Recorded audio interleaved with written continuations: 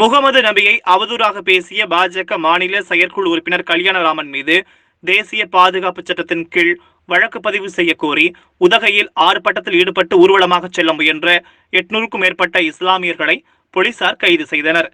கடந்த 31ஆம் தேதி கோவை மாவட்டம் மேட்டுப்பாளையத்தில் நடைபெற்ற நிகழ்ச்சியில் கலந்து கொண்ட பாஜக மாநில செயற்குழு உறுப்பினர் கல்யாணராமன் இஸ்லாமியர்களின் இறை தூதரான முகமது நபியை குறித்து அவதூறாக பேசினார்.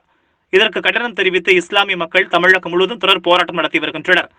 இந்த நிலையில் உதகை மத்திய பேருந்து நிலையம் முன்பு கல்யாணராமன் மீது தேசிய பாதுகாப்பு சட்டத்தின் கீழ் வழக்கு பதிவு செய்து நடவடிக்கை எடுக்க கோரி கண்டன ஆர்ப்பாட்டத்தில் ஈடுபட்டனர்.